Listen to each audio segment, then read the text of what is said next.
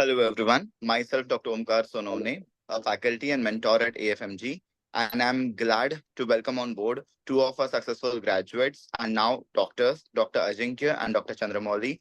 First of all, hearty congratulations to you and to your families for this immense success in the recently conducted FMG July 2024 session. Now, Thank you very we much, are sir. here.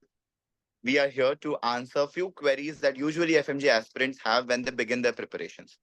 So I would like both of us to Dr. Hello everyone. Myself, Dr. Ajinkya Admane. I am from Maharashtra. I done my MBBS from Kazan State Medical University, Russia. I passed my FMG July 4 in. and Dr. Chandramouli. Yes. Hello, everyone. My name is Dr. Modi. I Medical University, and I am cleared my FMG this 2020. The question is what preparation during your UG days preparation की थी या नहीं की थी और ये करने के बाद definitely what was your strategy when you came back over here after graduation क्या strategy थी क्या plans थे Dr. Ajinkya? सर मैंने तो मैंने कजान में जब मैं था तो मैं क्लिनिकल सब्जेक्ट वहाँ करके आया था और 2000 एक बार इंडिया आने के बाद हमने एएफएमजी ज्वाइन किया था। तो उसके बाद जब रशिया में गए तो वहाँ से पास करके आए हमने। फिर हाँ AFMG की थी। join कर हमने क्लियर कर surgery.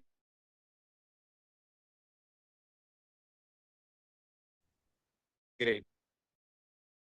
So definitely it's important कि जो लोग अभी graduation कर रहे हैं, it's more important for them कि start your preparations as soon as possible. It's better early always, so that's important. Second Yes, sir. question to you कि तुमने बोला कि तुमने वापस आने के बाद you have joined AFMG. So what Yes, was sir. your reference for joining AFMG? कहाँ से तुम्हें link मिला था? Why did you join AFMG? Sir, actually, my seniors, mostly all seniors from 2016, 18 batch, all they joined FMG. तो मेरे doctor Vinayak मैत्रे sir जो थे वो मेरे सीनियर थे। तो जब दिल्ली आने से पहले मैंने उनसे बात किया था कि सर कौन सी कोचिंग अच्छी है, तो सर बोले कि मैं खुद एफएमजी में पढ़ाता हूँ, तो आप एफएमजी ज्वाइन कर लो, क्योंकि वहाँ की जो फैकल्टी है मोस्ट प्रोबेबली जो वहाँ पे सेशंस वगैरह होते हैं वो अच्छे होते हैं। तो उनके प्रेफरेंस की वजह से मैंने एएफएमजी ज्वाइन किया था sir, most probably. Right. Great. So now, Dr. Chandramouli, क्या था during your UG days? What was your plan and strategy? पढ़ाई की थी नहीं की थी? And when you came back over here, तब dilemma क्या था? और अगर AFMG ज्वाइन किया तो उसका reason क्या था? Sir, during that UG days, uh, mostly I have done like 2 to 3 subject only, like patho and formac and little bit biochem. That's it. And after coming back to India, then I thought to make some strategy to plan this all. So some of my seniors were in AFMG only that time only. So they said it's best, and they told Dr. Omkar is there, and you will definitely result will be all positive. Like TND is the best, super duper, no doubt on that. So फिर मैंने sir उस हिसाब से फिर plan किया and talk to Mahesh sir, Vikas sir also, and फिर उसके बाद सर फिर मुझे अच्छा लगा sir that time. Great. So now, my next question to you guys would be कि when you started your preparations, तो उस time पे obviously difficult रहा होगा because we were never used to study for so many long hours and फिर definitely कि जब तुम यहाँ आए तो AFMG में online भी option available था offline भी था. So what did you choose and what was the reason for it? And secondly, ये बात जब तुम्हारे क्लासेस शुरू हुए थे, ठीक है, तो definitely was it difficult for you and how did you manage that, Dr. Chandramouli? Sir, if everyone has his own individual choices like online and offline.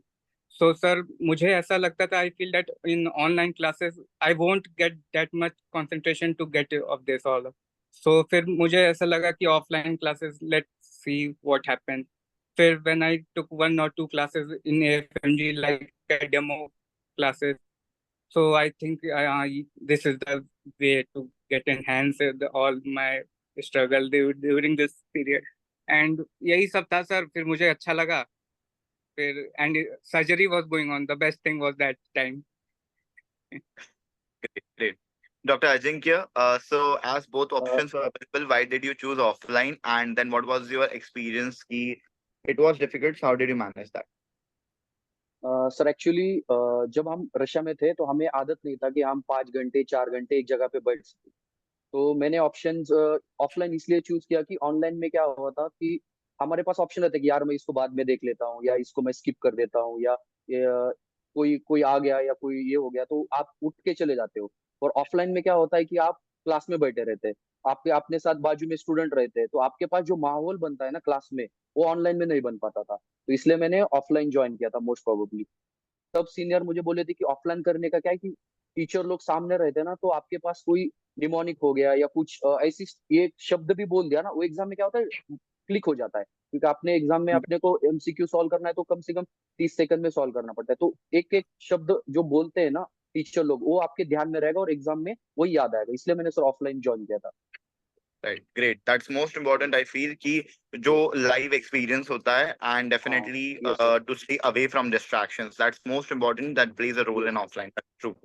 Yes. Second question to you guys, the third next question to you guys would be, definitely जब start किया था classes, तो a lot of people get exhausted just by attending long hours of classes. But उसके बाद जाके revision करना कितना important है और वो कैसे मैनेज किया, और उसके साथ साथ MCQs कैसे मैनेज किया, how important it is. Dr. Ajinkya? Sir long classes खत्म होने के बाद हमने आपका क्यूआरएस सेशन भी ज्वाइन किया था। तो क्यूआरएस सेशन में क्या हो गया था कि आपने जो सब्जेक्ट्स है ना उनको शॉर्ट शॉर्ट फॉर्म में मतलब अच्छे से स्ट्रेटेजी की वाइज बता दिए थे। और हमने जैसे जैसे आपने रोज क्लासेस चलते थे तो हमने एएफएमजी सॉल्यूशन और जो आपने एएफएमजी ऐप डाउनलोड किया था, ऐप में भी एमसीक्यू आते थे। और आपका जो टेलीग्राम पे फिनोइक्स ग्रुप था उसमें भी रोज आप एमसीक्यू डालते थे। उसके वजह से हम क्या करते एमसीक्यू के रोज कांटेक्ट में रहते थे। तो इसके वजह से ये बहुत हेल्पफुल हुआ sir. True. Dr. Chandramouli, your take की after classes definitely revision and MCQs कैसे manage कर रहे थे? Yes, sir. Starting period में it was quite difficult to get this all thing. So, but धीरे धीरे when we are going to the classes, and as you say कि daily you have to do at least 80 to 100 questions per day. So sir, फिर हम लोगों ने 2 घंटे मैं और मेरे room partner we were together. तो 2 घंटे हम लोग डेली का निकालते थे कि confused and whatever wrong, we have to make a notes on that why it You is hang wrong out कि by what's us. actually wrong. Yes, क्योंकि एक बार Yes. जब तुम्हारा प्रिपरेशन हो जाता है, like your classes are being done, उसके बाद डेफिनेटली रिवीजन करना बहुत मुश्किल हो जाता है बहुत लोगों के लिए, एंड साथ साथ ग्रैंड टेस्ट भी देना। So what is your take on revision and grand test, और तुम्हारी स्ट्रेटेजी क्या है उसमें, doctor Chandramouli? sir, while revising, yeah, it was quite important during this period because revisions only make you to happen this all things. Otherwise, there is no use of reading and getting classes, going classes. So sir, ये बहुत beneficial था, plus having an MCQ plus revisions and revising whatever the most important topics were going on during the classes. Like you said that बेटा तुम्हारे साथ वो खेलेंगे, you have to think about that, you have to play with that options कि तुम्हें क्या, you have to rule out the 3 options कि ये क्यों नहीं है। तो this might be some small things for everyone, but this makes more, you can get all this in this period कि ये कैसे हो सकता है, why not this, why I am choosing this answer only.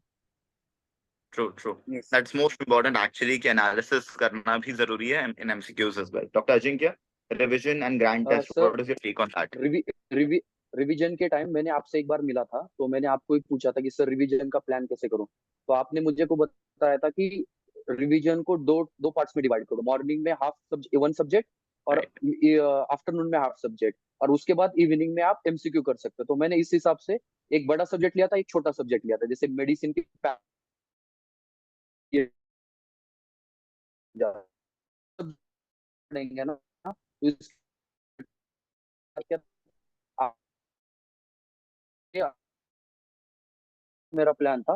और एमसीक्यू में daily daily 50 MCQ, आपने class में दोबारा बोला एग्जाम है ना, कि ये नहीं है कि तुम जाके उधर एस्से लिखना है या तुम्हें एक्सप्लेन करना है, तुम्हारा एमसीक्यू बेस है।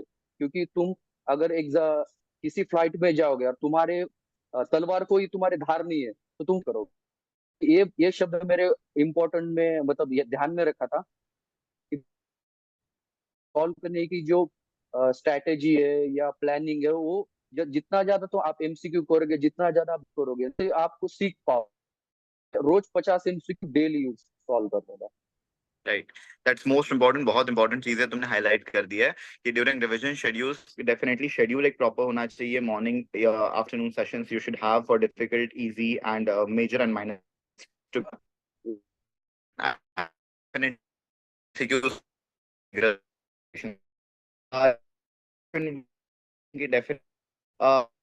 आपके दिमाग में कि when they join a coaching कि एक बहुत चीज चल रही है कि the content that is given in the coaching institute it's not enough to pass the examination।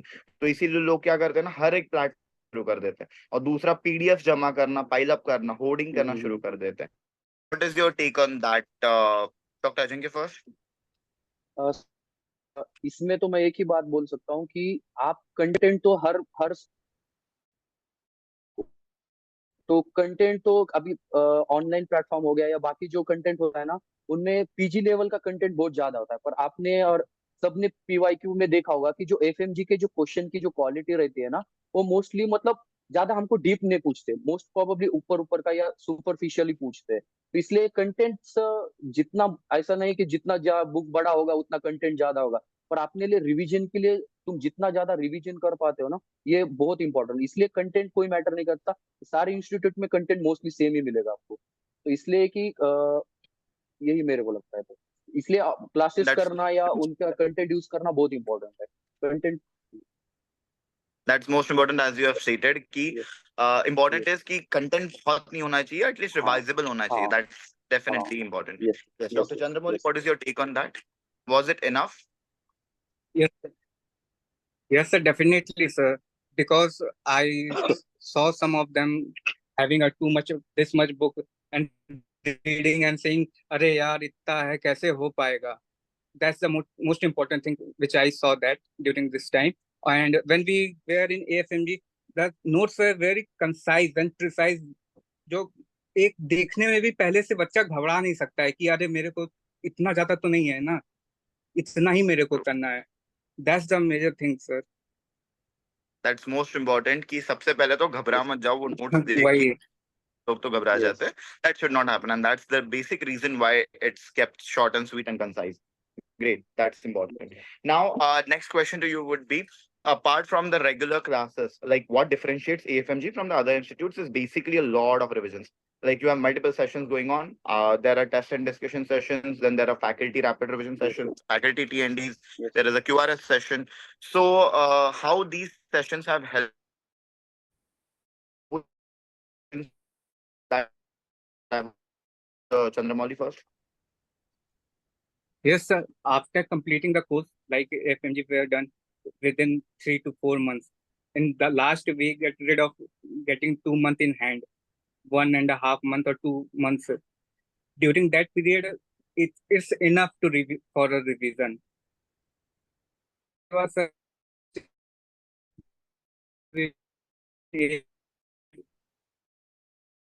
that or or not, the very beneficial. 50 sessions from the duration हो discuss Continue. तो वो जो फोटोजेनिक मेमोरी एक बनती है वो होती है सर। और आप अगर अच्छे से इसको रिवीजन किए हो during the last period of the time of a month, definitely it will help in the examination also. Right. So, Dr. Ajinkya, what is your take on all these sessions, the accessory sessions like T&Ds, faculty rapid revisions, and Yes. QRS ultimately? Sir जब हमारे classes start होते तो आपका हर week में एक test होता था, हर week में। तो आप 50 क्वेश्चन या 60 क्वेश्चन या 40 क्वेश्चन का आप खुद पेपर बनाते थे, हमने देखा है। और वो क्वेश्चन की क्वालिटी ना, हमको जब हम सॉल्व करते तो लगता था यार सर ने कितना हार्ड क्वेश्चन बनाया। पर आपने बोला था कि Continue. जब जब हम टीएनटी का क्वेश्चन सॉल्व करते ना, हमको सच में लगता था कि यार सर ने कितना हार्ड क्वेश्चन बनाया। पर आपने एक बार बोला था अगर आप इधर टीएनटी में अगर हार्ड का प्रिपरेशन आप करोगे तो आपको एग्जाम में बहुत इजी होगा। तो जो आपका टीएनटी का जो सेशन होता था ना, वो मतलब आपने पूरा सब्जेक्ट 40 क्वेश्चन में आपने जो ऐसे क्वेश्चन बनाए थे, तो ऐसे लगता था कि हर क्वेश्चन मतलब एक टॉपिक है, हर क्वेश्चन एक टॉपिक। तो वो जो अगर आप टीएनटी भी बाद में रिवाइज करोगे ना, तो ऐसा लगता है कि पूरा एक सब्जेक्ट का रिवीजन हो गया। तो ये टीएनटी जो क्लास आपने रखे थे, या आप खुद आपने पूरे सब्जेक्ट का आप बहुत अच्छे से लिए थे टीएनटी, तो वो बहुत हेल्पफुल हुआ।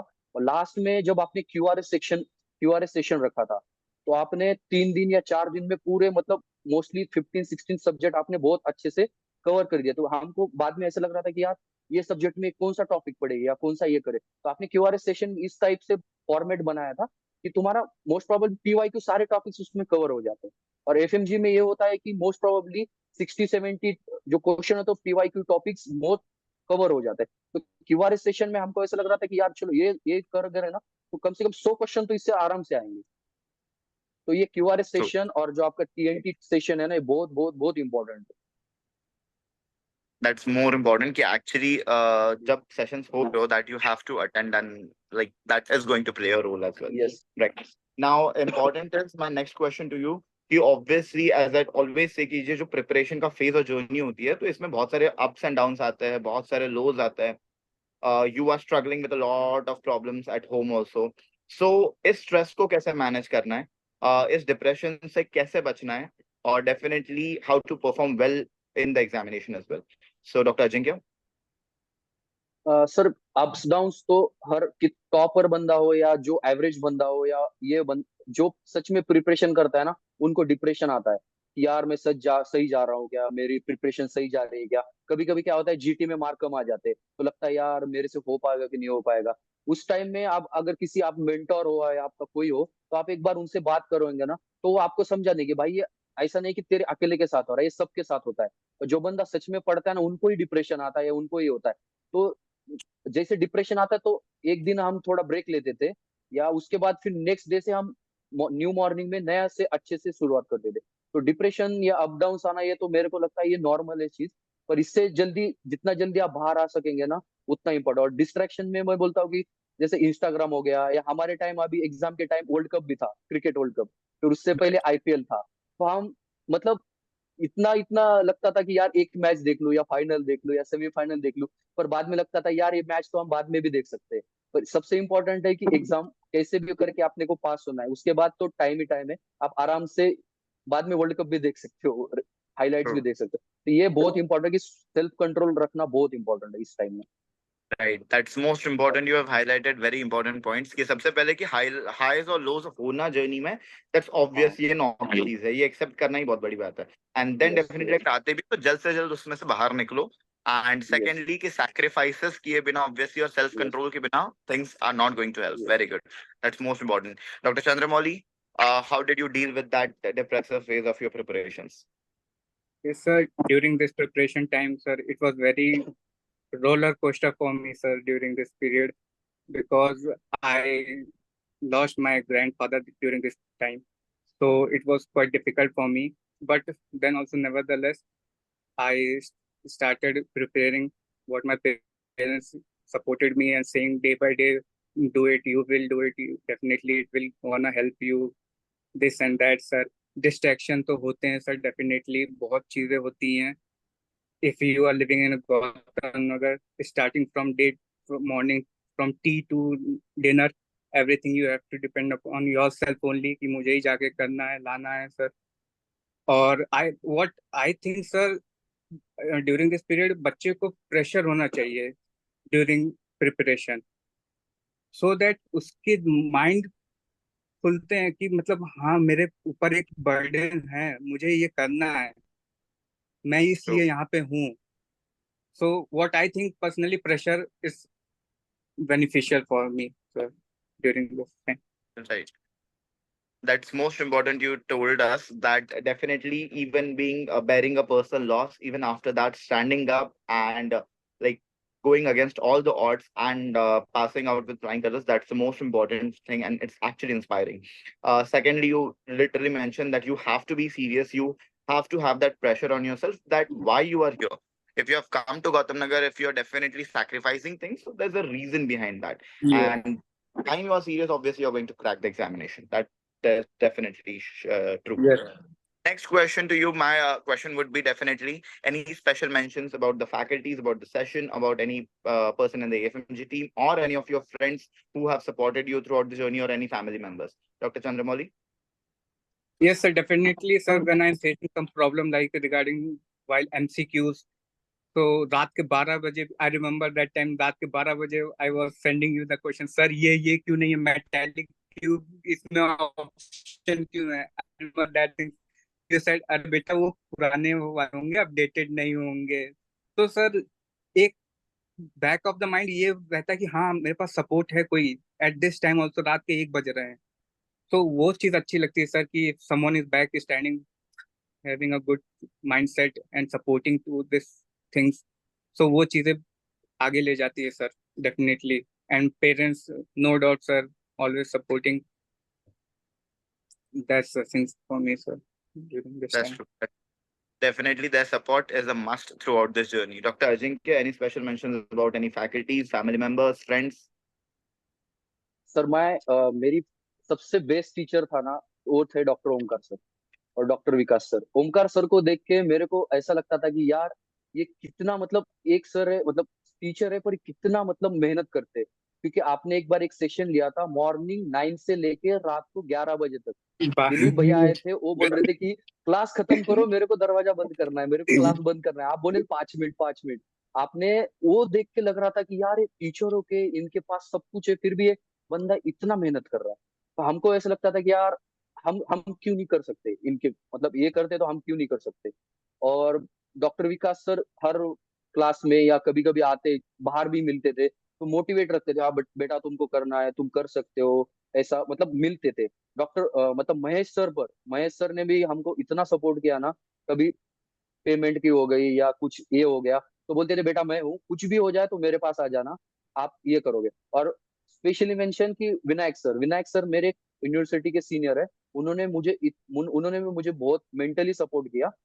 तो मैं सबसे सबसे थैंक यू बोलना चाहता हूँ कि एफएमजी में जो फैकल्टीज है ना, वो सच में बच्चों की केयर करने वाली है. और रात को True. 12 बजे भी आप ओमकार सर को मैसेज, डेफिनेटली. मैं एक बार मिला था, डिप्रेशन में था, मैंने ओमकार सर से बात किया था कि सर मेरे को ऐसा ऐसा हो, तो बोले एक बार तू मेरे को मिल. तो मैं सर से जाके मिला, सर ने बताया ऐसा ऐसा होता है, तो ऐसे से प्लान करना. तो आप एक्सपेक्ट कर सकते हो कि ये टीचर लोग आपको आपके जर्नी में पूरे आपके साथ खड़े हैं. मैंने तो ओमकार सर का नाम भी ऐसा रखा था कि जीतू भैया. जो कोटा फैक्ट्री के जीतू भैया ने, ये ओमकार सर है अपने गौतम नगर के. बच्चों को कुछ भी डिफिकल्टी हो अपने साथ खड़े हैं. तो इसलिए मैं सबसे थैंक यू बोलना चाहता हूँ ओमकार सर को भी. That's my pleasure, यार. I am literally glad कि I just can be a part of your journey. और अगर थोड़ी भी बहुत मदद हो जाती है मेरी, so I'll always be ready for that help. And obviously, as you mentioned, Yes, sir. Dr. Vinayak, he also has a very integral part Yes. in AFMG, and that cannot be definitely dismissed at any point of time. Now, my last question to you all guys would be, what is your final advice to all the upcoming FMG aspirants? Dr. Ajinkya? Final advice ये रहेगी कि आप जितना हो सके ना MCQ ज्यादा solve करिए. और जितना हो सके पैथो, माइक्रो और एनाटॉमी, ये 3 सब्जेक्ट है ना, इसको मतलब आप इसके क्वेश्चन जितने ज्यादा लगाओगे या जितने ज्यादा प्रैक्टिस करोगे ना, उतना इंपॉर्टेंट है. क्योंकि मेडिसिन में क्या रखता है कि कितना भी बंदा कितना भी अच्छा हो, उसका 60-70% के ऊपर नहीं जा पाता. पर जैसे एफएमटी हो गया, ईएनटी हो गया, ऑफ्थो हो गया, रेडियो हो गया, ये सब्जेक्ट है ना आपको 100% मार्क दे सकते हैं. जैसे एफएमटी का मेरा इस बार का स्ट्राइक रेट 100% है, ईएनटी का मेरा 100% है. तो ये सब्जेक्ट है ना आपको 100% पास कर सकते हैं. जैसे ओबीजी हो गया, ओबीजी भी थोड़ा मतलब आपको पास करवा सकता है. तो ये जो सब्जेक्ट्स है ना, फर्स्ट पेपर जिसका फर्स्ट पेपर अच्छा है ना, वो 100% पास हो सकता है. तो यही मेरी स्ट्रैटेजी रहेगी और मेरा एडवाइस रहेगा जूनियर्स को कि आप फर्स्ट पेपर जितना अच्छा करोगे ना उतना आपके पास होने के चांसेस बढ़ेंगे. True, that's so true because as we always say, paper one is definitely easier, much easier if you know, Yes. if you remember things, Yes. right? That's true. Yes. Dr. Chandramouli, what is your final advice for the FMG aspirants? So I would say that the students like now in UG period time, they should start preparing from today only. Like not to go for a major subject, start from a minor subject also, which we like a pediatrics and micro. जो अच्छा लग रहा है वो start करो. At least 3, 4 subject, 5 subject if you done from that side, and when you will come and join up any platform, so you should have only glance and brush up all the things. तो उसका आपका save time भी save होगा. And during 6th period, no one get master of all 19 subject. It's a very not too much time, sir. Sir थोड़ा सा time 6 month कैसे निकल जाता पता ही नहीं चलता. You won't get a 3 revision Right. while preparation. So you have to make that strategy and go for that कि कैसे क्या करेंगे. Make yourself a timetable that इतना मैं यहाँ से करूंगा, फिर while coaching ये मेरा major subject हो जाएगा. This all things gonna help during the examinations. Right. That you have truly mentioned that 6 months, a lot of people feel is too much of time. It's actually not. When you start and begin the Yes. preparations, then you find it's actually not even enough to do 3 revisions. Though I like to mention that because I've seen people saying that हमने 6 revisions or 7 revisions कर रहे. I'm not sure how they have done that. So do not get stressed out No. because I'm literally trying to highlight those important points. जो बाकी interviews में देख के बच्चा depress हो जाता है पहले इन्होंने तो 6 रिविजन करे थे तब पास हुए. So Yes, beta, yes, that's yes. not actually true most of the time. So you just have to be chilled out in that sense. And definitely, Only Kuchi wale, to as soon as you begin your preparations, that's much better. That's true. Thank you so much, and it was pleasure talking to you both. And congratulations to you both once again. And all the very best for your future NDBS. Thank you so much. Thank you, sir. Thank you. Thank you. Thank you, thank you, sir. sir. Thanks a Thank you. lot. My Sir. pleasure, sir. Thank you.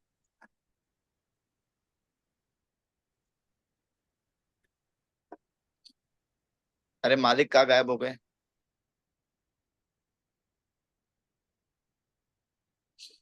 Sir but बहुत help मिला sir आपके through. Literally sir. Can I से one thing sir? Record नहीं हो.